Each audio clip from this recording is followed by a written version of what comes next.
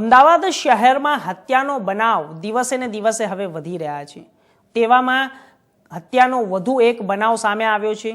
આળા સંબંધને જોતા કરવામાં આવી હત્યા।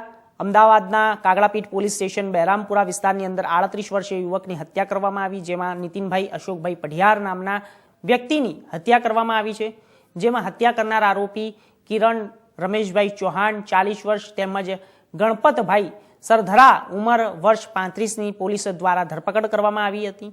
આરોપી દ્વારા તેવું કબૂલ કરવામાં આવ્યું છે કે પત્ની સાથે આળા સંબંધ હોવાના સાથે તેની હત્યા કરવામાં આવી છે। વિસ્તારમાં કાગડાપીઠના બહેરામપુરા વિસ્તારમાં એક હત્યાનો બનાવ બનેલો, જેમાં મરણ જનારનું નામ છે નીતિનભાઈ અશોકભાઈ પઢિયાર, જેઓની ઉંમર 38 છે, જે સાકરચંદ મુખીની ચાલીમાં રહે છે અને ટેમ્પો ચલાવવાનું કામગીરી કરે છે। તેઓની હત્યા થયેલી હતી।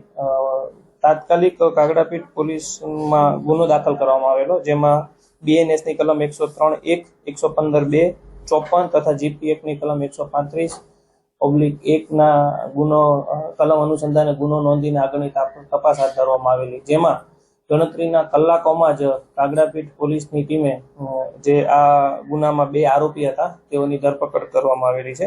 આરોપીના નામ છે કિરણ રમેશભાઈ ચૌહાણ, ઉંમર 40, છૂટક મજૂરી કરે છે, અને ગિરીશ ગણપતભાઈ સરગરા, ઉંમર 35, જે ટેમ્પોની કામગીરી ચલાવવાની કામગીરી કરે છે।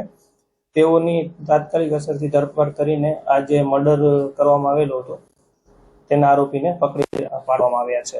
પ્રાથમિક દ્રષ્ટિએ કારણ એ હતું કે જે આરોપી છે તેમના પત્ની સાથે આડા સંબંધ હોવાનો આરોપીને વહેમ હતો। તે અનુસંધાને જે મરણ જનાર નીતિનભાઈ અશોકભાઈ પઢિયાર છે તેઓનું મર્ડર કરવામાં આવ્યું હતું। હત્યા કયા સંજોગોમાં થઈ હતી? પહેલા બોલાચાલી થઈ, છરી મારવામાં કેવી રીતે, અને બનાવ બાદ આરોપીઓ ક્યાં ભાગી છૂટવાનો પ્રયત્ન કર્યો?